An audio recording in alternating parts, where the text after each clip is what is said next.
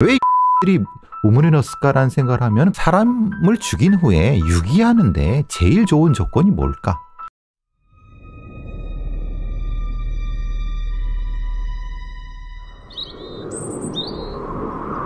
(2006년 3월 14일) 이른 봄이었지만 아직 쌀쌀했던 그날, 강원도 동해시 망상동의 한 조용한 농촌 마을. 봄철 퇴비 살포 작업을 하던 이웃마을 농부 허씨가 목을 축이기 위해 마을의 공동 우물을 찾았습니다. 잘 지어진 정자 안에 나무 뚜껑으로 덮여있던 네모난 우물. 물이 흘러나오는 곳에 바가지를 대고 있던 허씨는 평소와 다르게 물줄기가 약한 것을 눈치채고 이상하다고 생각했습니다. 우물물에서 수상한 이물줄도 섞여 나왔습니다. 검은색의 얇고 기다란 모양. 자세히 보니 그건 사람의 머리카락이었습니다. 농부 허씨는 불길한 마음에 우물 속을 확인하려고 무거운 나무 덮개를 밀기 시작했습니다.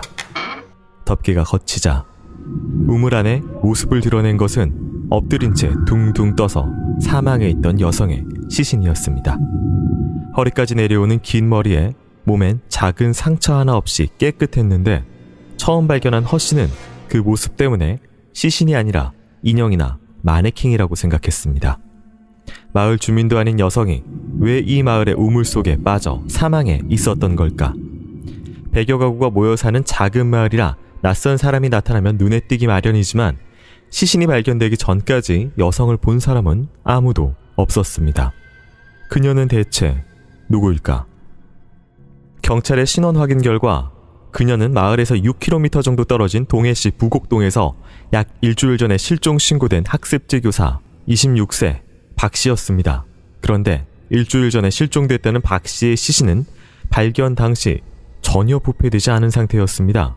부검 결과 위에서는 아직 소화되지 않은 키위가 발견됐습니다. 당시 수사관입니다. 피해자의 사인은 경부 압박에 의한 질식사였습니다. 귓바퀴에서 귀걸이가 떨어져 나가면서 생긴 작은 상처만 발견됐을 뿐, 그 외엔 상처 하나 발견되지 않은 상태였고요. 저항이나 폭행 흔적이 전혀 없었다는 거죠. 피해자의 생식기 주변에 경미한 손상 흔적이 있긴 했지만 정액이나 체액 등 발견되지 않은 것으로 보아 경찰은 범인이 성범죄를 시도했지만 미수에 그치고 살해한 것으로 추정했습니다.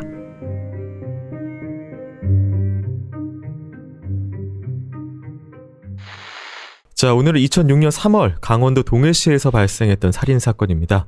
박 씨가 실종 일주일 뒤에 한 마을의 우물에서 유기된 시신으로 발견되면서 사건이 세상에 알려지게 됐습니다. 먼저 굉장히 특이하게 알몸 상태로 마을 우물에, 공동 우물 안에 이렇게 떠있는 그런 시신이었는데요. 상태로 무엇을 알 수가 있을까요? 전체적으로 봐서 유기장소라고 보여집니다. 왜냐하면 거기서 죽거나 아니면 죽이게 하거나 뭐 여러 가지 행위를 하기에는 너무 개활지, 다 노출된 상태고, 네. 거기서 다른 방법, 예를 들면 익사라든가 아니면 이런 방식을 가지고 사망을 하기는 어려운. 그러니까 그러면 결국은 가장 가능성이 높은 건 유기지라고 생각이 되고, 그럼 범행지는 어딘가? 그걸 찾아야 되는 사건이고, 이 우물이라고 하는 것의 독특한 특성 자체가 우리가 제주도 보육교사 사건처럼 네. 자연 냉장 효과 때문에 시체가 부패되지 않고, 그러면서 뭐가 되냐면 자연적으로 시신이 닦여지는 증거가 사실은 많이 없어지는 그런, 왜 알몸 상태였기 때문에 네.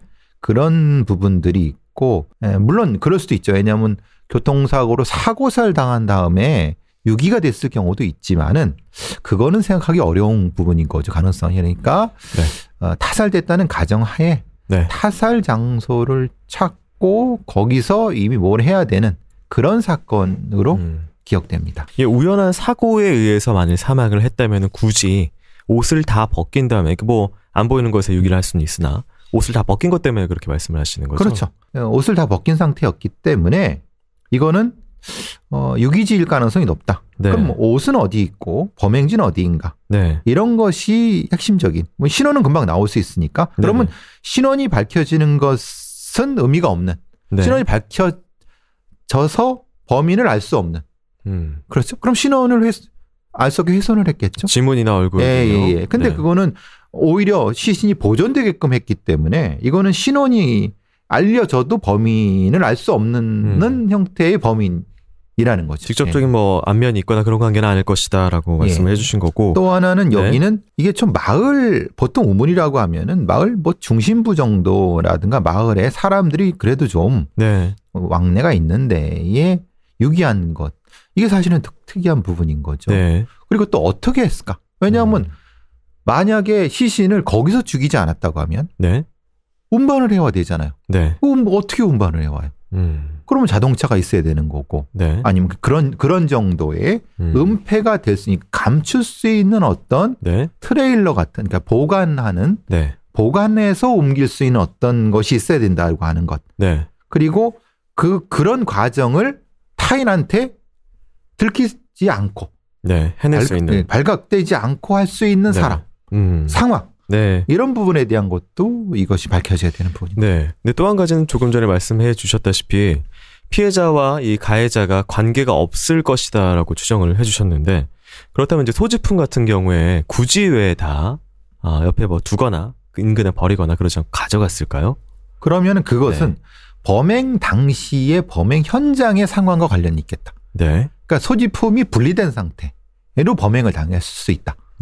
예를 들면 이런 거죠. 네. 뒤에 나오겠지만 이 분이 차 안에서 네. 만약에 범행을 당했다고 하면 소지품을 굳이 가져 있을 필요가 없잖아요. 네. 그죠? 만약에 걷는 상태에서 뭐 핸드백을 이렇게 하고 아니면 이렇게 있었다면 그걸 굳이 이동을 시켜야 되는 부분이 있다고 하면은, 네. 근데 분리되어 있는 상태였었다고 하면은 이거는 가능한 거죠. 네. 네. 그렇다면 오히려 그걸 굳이 우물까지 가지고 오지 않은 상황이 되고 굳이 그럴 필요가 없는 거죠. 왜냐하면 이미 분리되어 있는데 뭐 굳이 그럴 필요가 없는 거죠. 네, 알겠습니다. 또 한 가지는 이제 우물이란 특성상 몸에 이런 어떤 여러 가지 흔적들이 씻겨 나가신다고 말씀을 하셨는데, 이게 저항은 폭행 흔적, 그리고 이제 특히나 이제 체액 같은 것들이 발견되지 않은 부분이 어떤 연관성이 있을까요? 상처 같은 경우는 보통 이제 뭐 저항은이라든가 이런 것이는 그거를 닦아낸다고 닦아지는 게 아니거든요. 네. 그런데 다른 것, 예를 들면 체액 같은 경우는 그건 당연히 물에 의해서, 그리고 지문 같은 경우나 네. 예를 들면 땀 같은 경우, 타액 같은 경우는 당연히 이렇게 닦여 나가죠. 네. 그러니까 그런 면에서는 오히려 이 범인이 혹은 범인들이 어느 정도까지의 이 과학 수사에 대한 증거에 대한 인식이 있는 사람이 아닐까. 네. 이런 생각이 드는 거죠. 어디 묻거나 갖다 버리거나. 근데 그것보다 이 사람은 이 사람이나 이 사람들은 네. 거길 더 적합하게 생각했던 이유가 있을 것이다. 그게 범인의 프로필이 아닐까 싶어요. 네, 알겠습니다. 마지막으로 이거는 범죄의 목적 자체와 좀 직접적으로 결부되어 있어 보이는데, 앞서서 잠깐 성적인 흔적이 씻겨나갈 수도 있다고 말씀하셨는데, 전체적인 어떤 개요로 봤을 때 이건 성 관련된 그런 범죄 카테고리로 좀 놓고 봐야 될까요? 근데 그거를 모르겠어요. 경찰도 추정하는 게 그런 거잖아요. 성범죄를 하려다가 네. 실패해갖고 죽였다는데, 그럼 실패했다는 거는 뭔가 저항이 심했다고 해야 되거나 뭔가 다른 상황이 있어야 되잖아요. 네. 근데 몸에 상처가 거의 없어요. 저항은 없었죠. 그럼 실제로 범행을 하려고 해다가 그 과정에서 죽이게 됐다는 게 말이 되느냐.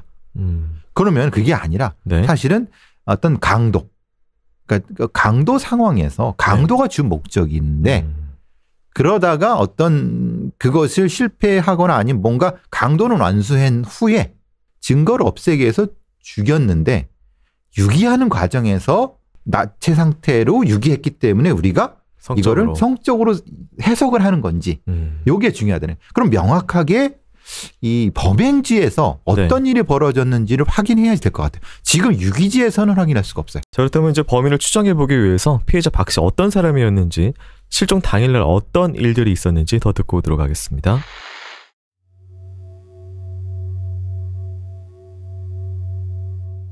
피해자 박 씨의 지인들은 그녀를 무척 성실하고 바른 사람이라고 표현했습니다. 직장과 집만 오가는 사람이었고 흔한 술도 입에 대지 않아 어떻게 보면 조금 심심한 인생을 사는 것처럼 보이는 그런 사람이었다고 했습니다. 직장 동료입니다.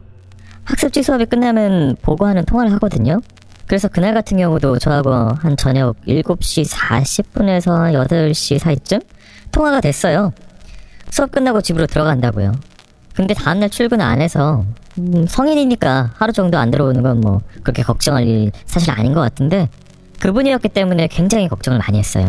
막 놀러 다니고 그럴 분이 아니었거든요. 평소 연락 없이 늦게 귀가하거나 외박하는 일이 없었기 때문에 가족들은 그날 밤 바로 실종 신고를 했고 다음 날부터 수색이 시작됐습니다. 곧 단서가 발견됐습니다. 시내에 있던 종합운동장 주차장에서 박 씨가 타고 다녔던 빨간색 마티즈가 발견된 겁니다. 이곳은 시신이 유기된 마을에서 남쪽으로 약 7km 떨어진 곳이었습니다. 부지가 넓은 종합운동장 주차장의 특성상 장기 주차를 하는 차들이 많았고 트인 공간이었기 때문에 오히려 쉽게 눈에 띄지 않는 곳이었습니다. 승용차 내부는 마치 누군가 뒤진 듯 어지럽혀져 있었습니다. 조수석 바닥에는 어린이용 카세트 테이프 같은 소지품들이 흩어져 있었고 뒷좌석에서는 실종 당일 박 씨가 입고 있었던 옷과 속옷이 다른 유류품들과 뒤섞여 있었습니다. 하지만 그곳에 범인의 흔적은 없었습니다. 차량이 주차된 곳이 운동장 밖에 수도가 바로 옆이었는데 범인이 차 안팎을 물수건 같은 걸로 닦아낸 흔적이 나왔습니다. 얼마나 꼼꼼했는지 지문이나 DNA 등 단서가 전혀 나오지 않았습니다. 하지만 가족과 경찰은 이때만 해도 박 씨가 살아있을 거라는 희망을 놓지 않았다고 했습니다. 차량이 발견된 이후에도 피해자의 휴대전화가 며칠간 인근 도시를 옮겨 다니며 전원이 켜졌다 꺼지기를 반복했던 겁니다. 그녀는 실종된 후에도 한동안 살아있었다는 걸까? 하지만 그녀의 위에서 발견된 키위가 그녀가 실종되던 날 저녁에 마지막으로 들렸던 학생의 집에서 먹은 것으로 밝혀졌습니다. 학습지 수업을 마친 그녀를 차량과 함께 납치하고 저항도 하지 못하게 만든 뒤 한순간에 목을 졸라 살해한 범인. 자신의 모든 흔적을 침착하게 지우고 피해자의 휴대전화를 가지고 다니면서 그녀가 마치 살아있는 것처럼 수사에 혼선을 준 범인은 대체 어떤 사람일까? 당시 경찰은 범인이 절대 초범은 아닐 거라고 했습니다. 하지만 그에 비해 시신을 유기한 장소는 좀 이상하다고 했습니다.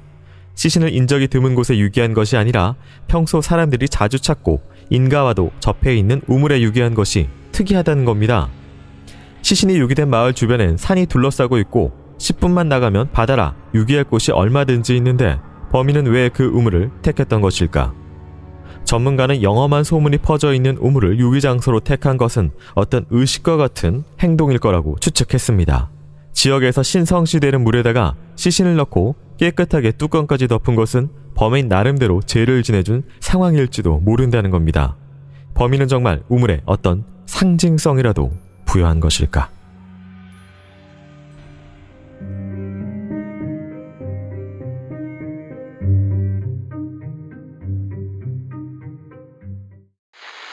피해자의 신원하고 그 다음에 이제 실종 당일날의 행적까지 좀 살펴봤는데요. 먼저 이제 굉장히 성실한 분이셨다. 그리고 학습지 교사셨다. 일정 중에 일반적인 일상의 일정 중에 마지막에 뭔가 전화를 하고 사라졌다라는 부분. 그녀의 생활 패턴상 뭔가 돌발적인 것은 없었을 것이라고 좀 추정되긴 하는데 지금 이 마지막 날의 행적, 그 다음에 이 어떤 범죄 원한, 뭐 강도, 그녀가 어떤 타겟팅 될 만한 어떤 범죄 유형 같은 것들이 있을까요? 보통 이제 안정적인 루틴의 삶을 사는 사람 같은 경우에 피해자성이 보통 낮아진다고 하는데 네. 근데 문제는 이거예요. 아는 아이들, 아는 집을 고정적으로 루틴하게 돌아다니시는 분이에요. 네. 그러니까 피해자성은 확실히 떨어지죠. 그러니까 전혀 모르는 사람을 만나서 뭘 영업을 하는 경우는 위험하죠. 네. 이 사람은 그런 건 아니에요. 네. 근데 문제는 이분이 도려내기는 공간 자체가 흔히 말한 이 좀 사람들이 많이 사는 그런 공간이 아니라 그런 공간과 공간 사이를 차로 이동하는 과정에서 네. 노상에서 무슨 위험성을 당할 수 있는 그런 위험성은 높아요. 차량이 발견됐습니다. 종합운동장 주차장 넓은 공간에서 발견됐는데 이제 발견된 곳이 물로 청소를 할 수 있는 그런 공간 옆에서 발견됐고 뒤에서 굉장히 혼잡스러운 어떤 물건들이 섞여 있는 거, 그리고 안에서 어떠한 범죄자의 증거물도 나오지 않은 점, 이런 것들이 있는데 이런 거 어떻게 봐야 될까요? 그러면 이제 판단을 하나 더 늘려야죠. 네. 범행지 유기지 말고 이거는 그러니까 범행 흔적을 지우는 공간. 왜냐하면 지금 이 공간은 범행지는 아니에요. 네. 왜 그러냐면은 범행지라고 하면은 이 돌아가신 분이 이동하는 어떤 개선상의 어디인데 지금 여기 이 차가 발견된 데는 유기지와 네. 이분이 돌아다니는 데가 사실 제가 그 루트를 봤을 때 거의 굉장히 떨어진대요. 네. 그러니까 이 차를 닦는 용도만으로 썼을 가능성이 높은 공간이에요. 왜냐하면 공간적으로 확 떨어졌다고 제가 알고 유기된 있거든요. 마을에서 남쪽으로 7km 떨어진 그러니까요. 곳. 네. 근데 이분이 주로 이제 그 활동하시는 공간은 그 위에 북쪽. 그렇죠. 이 북쪽이기 때문에. 네. 그러면 세 공간이 돼야 되는 거예요. 그럼 네. 여기는 전적으로 증거를 없애고 차를 버리기 위해서 하는 공간이고 그러면 이 공간을 이 범인 혹은 범인들은 알아야 돼요. 지금 이제 동선, 차로 이동해야 되는 부분들이 있어서 조금 전에 이 사람들이라고 말씀하신 부분. 그러니까 어쨌든 지금 차를 가지고 여기다가 만일 예를 들어서 피해자의 차를 가해자가 몰고 여기까지 와서 증거를 닦으면 이제 본인은 걸어서 어디로가 가야 되는데 그런 부분 때문에 혹시 거기 차가 하나 같이 이동했다라고 보시면 그래야지 되는 거죠. 네. 왜냐하면 거기는 굉장히 넓은 종합운전용의 주차장이에요. 네. 물론 거기에 걸어왔을 수도 있지만 어떻게 걸어서 거기까지 그 개활지까지 오겠습니까? 네. 그죠? 그러면 이 범인이나 혹은 범인들 같은 경우는 애초에 피해자의 차를 가지고 오고 네. 한 범인은 자신들의 차를 가지고 오는. 네. 그래서 혹시 복수의 범인이 아닐까라는 추정을 좀 생각하는 게 그것 때문에 그러는 거고. 네. 그럼 그것을 이 가능성을 제외하면은 다른 가능성은 그걸 또 이게 동선을 같이 생각해 보게 되면 좀 이상해지거든요. 네. 그래서 이제 제가 드리라는 얘기를 좀 하는 거고. 네. 그러니까 어쨌든 굉장히 치밀하고 침착하게 본인들의 흔적을 지원했다. 지원했죠. 근데 자기들 흔적은 지워졌는데 다른 걸 정리하거나 속옷을 없애거나 아니면 옷을 그럴 필요는 못 느낀 거예요. 네. 그럼 뭘까? 그럼 범행은 이 차 안에서 벌어졌다. 그럼 이 차 안에서 벌어진 거라고 하면 네. 범행을 한 후에 유기를 한 후에 이걸 청소하는 게 맞는 거지. 네. 그렇게 다른 동선을 짜게 되면 좀 시간이 더 걸리죠. 네. 그러니까 그럴 가능성은 아니라는 거죠. 지금 이 범인 혹은 범인들 같은 경우에는 휴대전화 신호도 이후에 살아있는 것처럼 켰다 껐다를 하는 이런 치밀함까지 보였는데 그렇다면 지금 이 우물에 관한 추측 이게 영험하게 주변에 소문이 나서 이곳까지 누군가 방문해서 그 물을 퍼갈 정도의 우물인데 그러니까 앞에서 이성적이고 뭔가 합리적으로 범행 현장을 지어가고 이후에 뭔가 스테이징을 하는 부분하고 지금 여기 영험함을 찾아서 거기다 시신을 넣는 부분하고는 저는 사실 좀 연결이 바로 안 되는 그렇죠. 느낌이어서 저는 영험한 거는 좀 그 전문가의 개인 생각이라고 보고 네. 우리가 생각을 해보면 제가 늘 이제 이런 사건에서 여러 말씀을 드려요. 네. 사람을 죽인 후에 유기하는데 제일 좋은 조건이 뭘까? 제가 늘 말씀드리면 바다는 아니라고 말씀드렸어요. 왜 아니라고 말씀드렸어요? 다시 되돌아올 수 이한류라든가 이런 거 생각하면은 네. 그걸 경험한 사람이면은 바다에 던진다는 건 사실 바보짓이에요. 네. 그럼 강에 던진다라고 강에 유기한다고 해도 어차피 드러나요. 그죠? 네. 그러면은 산에 갖다 묻는다고 생각해요. 지금 여기가 3월이에요. 네. 그리고 강원도예요. 땅을 팔 수 있을까요? 정 딱딱해서 안 되겠죠. 안 되죠. 네. 강원도에서 군대 생활하는 사람이면 아마 치를 떨 거예요. 네. 네? 그걸 또 만약에 여기에 지리적 감이 있는 사람이라고 하면은 이건 아니야. 땅 파다가 걸릴 수도 있어. 라는 생각도 할 거예요. 네. 그러면 저수지? 그러니까 여러 가지 생각을 했다고 하면은 왜 이 사람들이 우물에 넣었을까라는 생각을 하면 그것도 완전히 비합리적인 생각은 아니에요. 네. 왜냐하면은 사실 우물 속을 누가 열어보겠습니까? 그 뚜껑 안을. 그렇죠. 네. 네. 그러니까 오히려 영험한 우물인데 감히 그걸 열어볼 생각을 누가 할까요? 그럼 그걸 아는 사람 아닐까요? 네. 지금 영험하니까 저거 손대면 안 된다는 걸. 오히려 저는 그런 생각을 할 수 있는 사람 혹은 사람들이라고 하면은 네. 이건 지리적인 감이 굉장히 높은 사람이고 이건 영험 때문에 그런 것이 아니라 대단히 합리적인 선택일 수도 있다는 거예요. 알겠습니다. 대충 이제 프로필이 조금씩 그려지는 것 그렇죠. 같은데요. 예. 이 박 씨 지인들은 그녀가 실종된 후부터 의심이 가는 사람이 있다고 했는데요. 어떤 사람인지 한번 살펴보고 오도록 하겠습니다.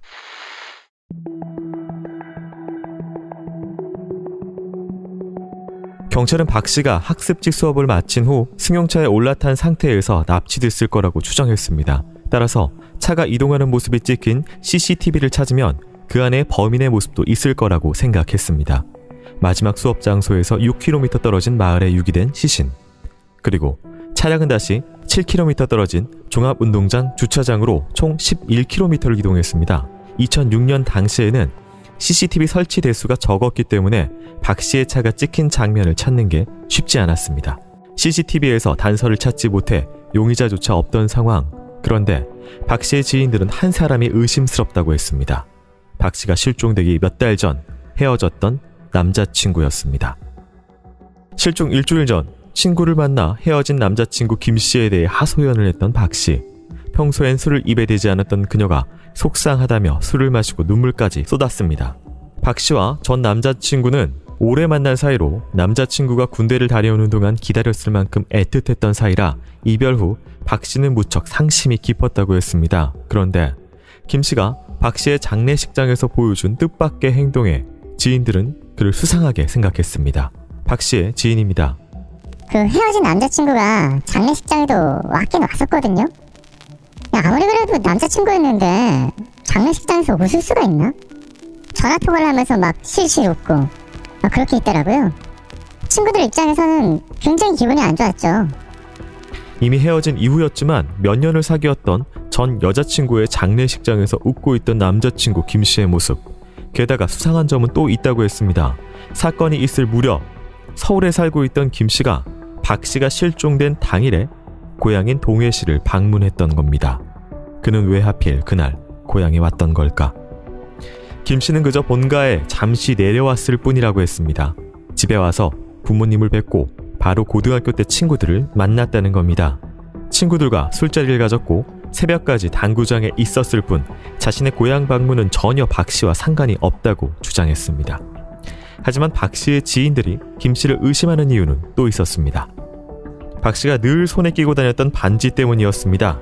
그녀가 항상 왼손 약지에 끼고 있던 반지는 큐빅이 박혀있는 것으로 그리 값나가는 물건은 아니라고 했습니다. 그런데 이 반지가 그녀의 시신에서 감쪽같이 사라져 버렸던 겁니다. 범인이 굳이 이 반지를 가져간 것은 남다른 이유가 있을 거라고 했습니다. 지인들은 이 반지 때문에 범인을 면식범으로 봤던 겁니다.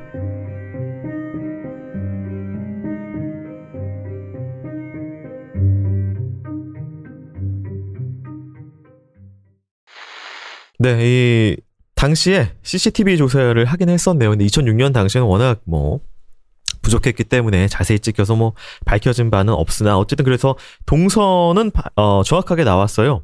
일단 먼저 납치를 했는지 뭐 했는지 북쪽으로 가서 이제 우물에 유기를 하고 다시 남쪽으로 내려와서 차량을 유기를 했다. 순서는 좀 이렇게 CCTV 시간상 이렇게 나온 것 같은데 이 순서는 특별한 의미는 있을까요? 무엇인가를 완벽하게 준비한 어떤 범행이 아니라 네. 범행을 한 후에 임기응변적으로 무엇을 한 상황이라고 하는 거를 알 수 있는 거죠. 네. 그죠? 만약에 피해자를 그러니까 누군지 정확히 알고 이게 예를 들면 원한이라든가 아니면 뭔가 이 치정이라든가 이런 걸 통해서 타겟을 잡아갖고 했다고 하면은 네. 애초에 어떻게 유기하거나 아니면 어떻게 이런 걸 해야 될지를 계획, 동선의 계획이 있다. 있어야 되는데 네. 이건 약간 좀 늘어지죠. 왔다 갔다 하는. 늘어지죠. 예. 네. 최소한의 조건이 아닌 상황이고 네. 그렇다고 봤을 때 이것은 사실 시신 처리도 조금 이게 뭐라거나 아까 말씀드린 것처럼 합리성은 존재하는데 네. 사실 좀 무리한 부분이 있어요. 그러니까 보다 더 시신을 좀 더 이게 발견되지 않도록 네. 하거나 뭘 어떻게 하거나를 했어야 되는데 그것이 아니라 오히려 약간 상황에 맞게 임기응변적으로 처리한 경향이 있어요. 그러니까 순간 떠오른 좋은 장소인 우물 안에 넣고, 그렇죠. 순간 떠오른 차를 씻을 수 있는 차 버릴 수 있는 넓은 그렇죠. 주차장을 네. 가고. 네. 그러니까 이거는 피해자를 타겟팅한 건 아니라고 봐요. 네. 그러면 범인과 피해자 사이의 관계가 분명히 나올 수가 있는 것 같아요. 남자친구 같은 경우에는 어쨌든 이상한 모습 때문에 친구들한테 의심을 받았는데 반지 같은 경우도 사실 이렇게 값비싼 건 아니다. 근데 그거 굳이 가져갔다. 이런 것 때문에 의심받았거든요. 이 친구들의 의심은 그거잖아요. 남자친구가 만나갖고 티격태격 싸우다가 죽인 후에 이걸 빼갔다라고 하는 거잖아요. 네. 왜 그래야 되죠? 빼가면 오히려 자신이 범인인 걸 알 수 있는. 그리고 네. 그거는 사실은 큐빅이기 때문에 별 값도 안 나가는 거예요. 네. 죽은 여자친구 장례식장에 와서 실실 웃을 수 있는 이 같은 인간이 그렇게 하겠습니까? 걔가 갖고 있던 말든 반지를 별로 값어치도 아닌 건데 네. 오히려 이게 값어치가 있는지를 모르는 네. 모르는 이게 밤일 거란 말이에요. 네. 저녁 시간에 범행을 했을 거라면 그럼 쓱 빼갔다고 하면 오히려 모르는 사람이 빼갔다고 하는 게 더 타당하지 않을까라는 생각이 들어요. 야밤에 반짝거리니까 뭔가 팔 수 있겠다. 그렇죠. 네. 그럼 그거는 이게 강도가 혹시 아닐까라는 생각이 저는 우연히 들었어요. 왜냐하면 지금 이 상황은 이 남자친구가 분명히 좀 덜 떨어진 짓을 했죠. 네. 이 장례식장 와서 웃고 뭐 이게 했지만 의심은 분명히 들었는데 네. 근데 사실은 범인 가능성은 좀 많이 떨어지는 것 같아요. 근데 그렇다고 이제 다시 또 정리를 해서 돌아오면은 이 범인 혹은 범인들이 어떤 원하지 않았던 본인들이 계획하지 않았던 그런 살인, 좀 목으로 이제 경부 압박으로 살해를 했는데 목을 어떻게든 무슨 상황인지 잘 모르겠으나 목을 졸랐고 죽었고 그 이후에 벌인 그 임기응변적인 행동들이 꽤 뭔가 경험이 있는 뭐 핸드폰의 이동 동선을 찍는다든지 시신 뭐 지문이나 이런 것들 뭘 없애야 되고 시신도 없애야 되고 증거도 없애야 되고 생존의 흔적도 만들어 이런 것들이 머릿속에 바로 딱 계산이 서는 사람들이라는 그렇죠. 그런 네. 생각이 들어요. 그러니까 이제 전력이 범행 히스토리, 크라임 히스토리가 있는 네. 정도의 사람이 아닐까 네. 이런 생각을 했고 사실 이 사건을 그 이후에도 이제 했던 게 2006년, 7년 그때쯤에 프로파일러 일기들이 이제 채용돼서 훈련을 받고 그럴 때 네. 이 사건이 벌어졌어요. 네. 그래서 그때 이 사건에 대해서 여러 얘기를 했었어요. 그 강원도 쪽에는 군인들이 이게 때로 몰려다니면서 이게 이제 뭐 이렇게 범행을 했던 그 얘기도 해주고 그러면서 그러니까 군인들이 아니라 전직 군인들이죠. 네. 사고 치다가 잘린 애들. 그런 얘기도 하고 지금은 아니죠. 2006년, 2000년도 중반쯤에는 그런 부분이 아닐까라는 생각 그때 했던 기억이 나요. 그러니까 분명히 이건 경험치가 있는 사람 혹은 사람들이거나 사람일 수 있겠다. 네. 차를 가지면서. 네. 네. 알겠습니다. 이렇게 수사가 진행될수록 사건은 묘한 방향으로 흘러가고 있었습니다. 사건 계속 살펴보도록 하겠습니다.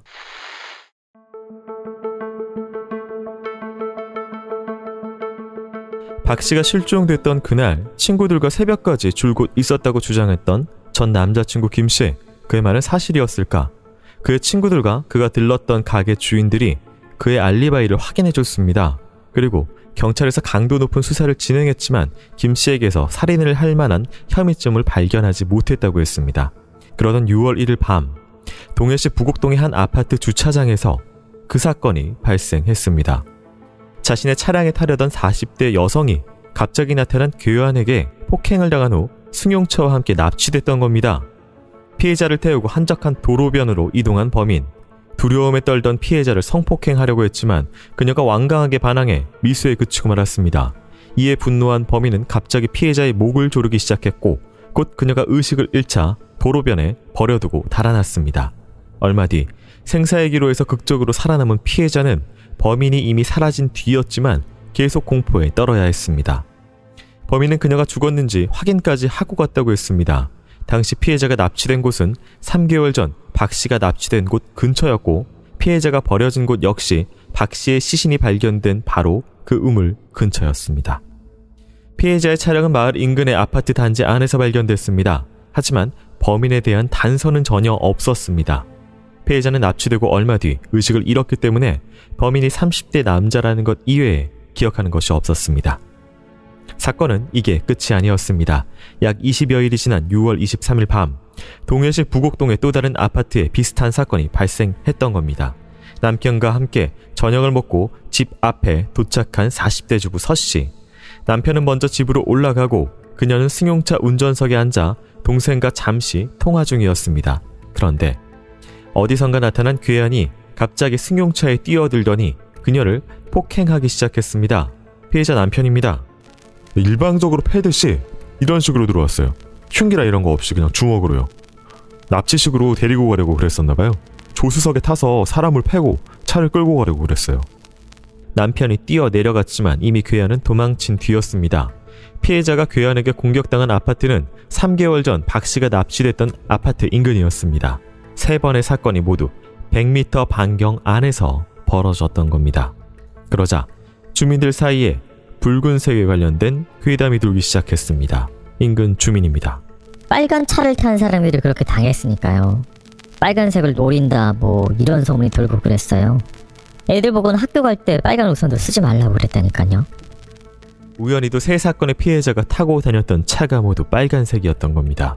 그리고 범행이 발생한 시간대도 비슷했습니다. 비슷한 모습을 한 세 번의 사건. 혹시 동일인에 의해 발생한 범죄는 아닌 걸까?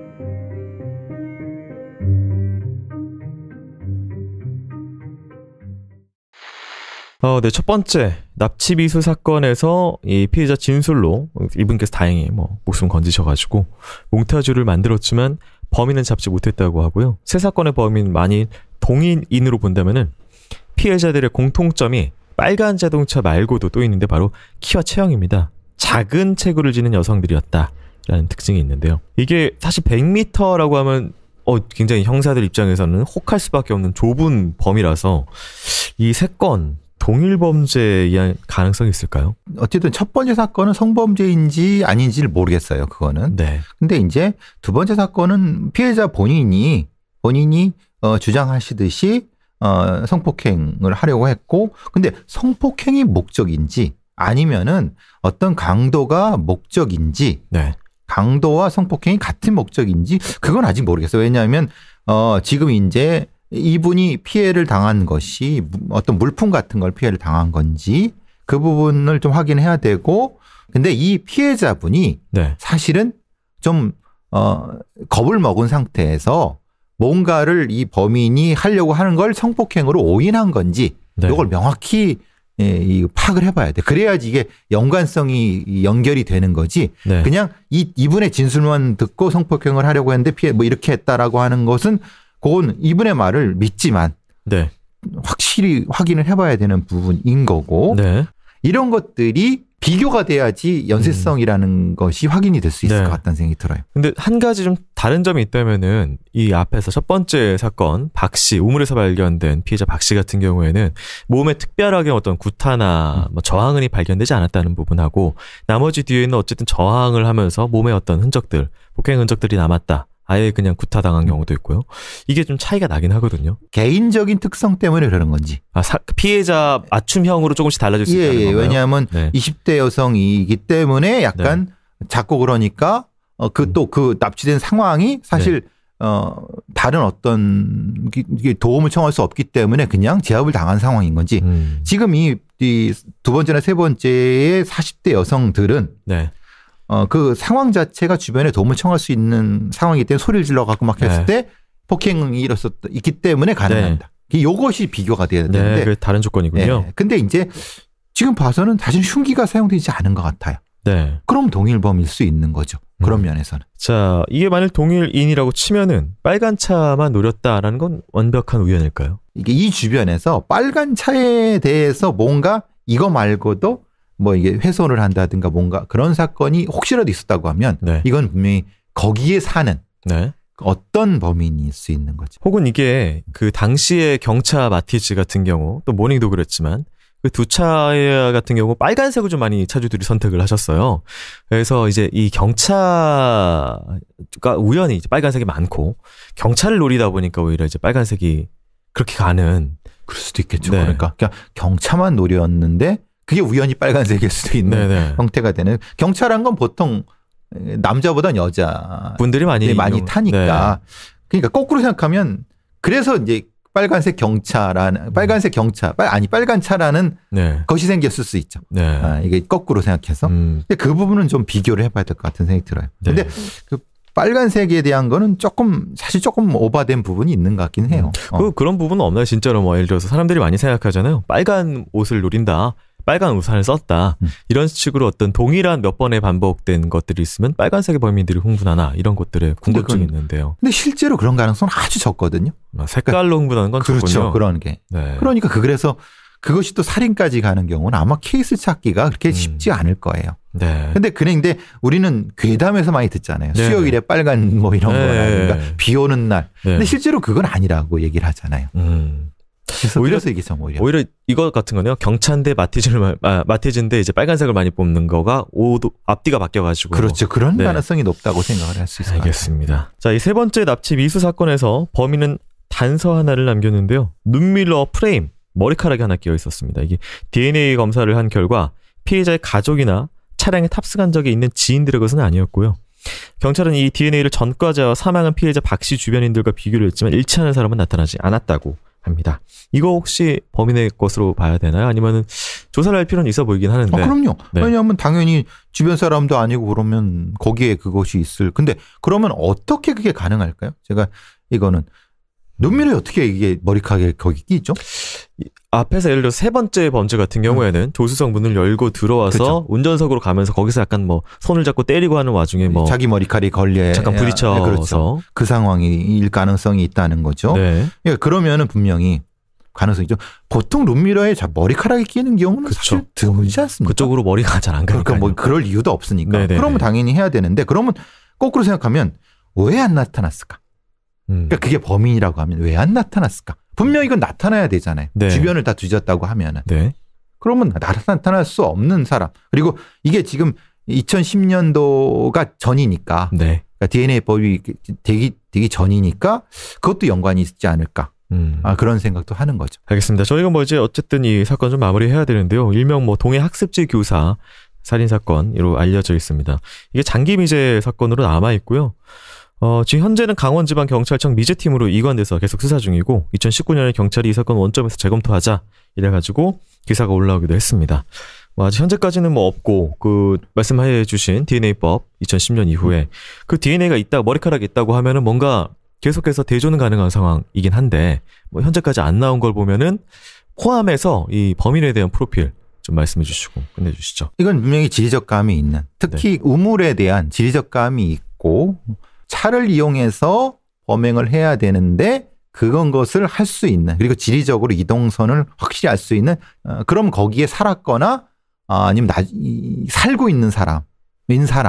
근데 그게 확실히 성범죄를 인지 아닌지를 확인할 수 없는 사람이 맞는 것 같아요. 네. 그러려고 하면은 실제로 나이대가 젊은 사람보다는 좀 있어야 될 것 같다는 생각이 들어요. 그러니까 성범죄인지 아닌지를 헷갈리게 하는 그럼 30대 이상 정도 이런 프로필을 가지지 않았을까. 그리고 좀 작은 어떤 피해자를 공격했다고 하면은 그거는 이제 본인이 그거와 비슷한 좀 더 작은 사람이어야 되지 맞지 않을까. 네. 그냥 공격성 때문에 네.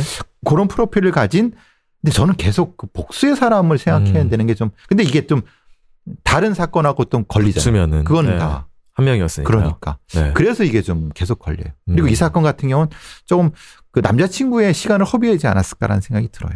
실제로는 수사를 하다가요. 수사를 하다가. 네. 그래서 미제 사건이 되지 않았을까라는 생각이 들어요. 네. 뭐 여전히 해결되고 있지 않은 동해 학습지 교사 사건을 오늘 살펴봤습니다.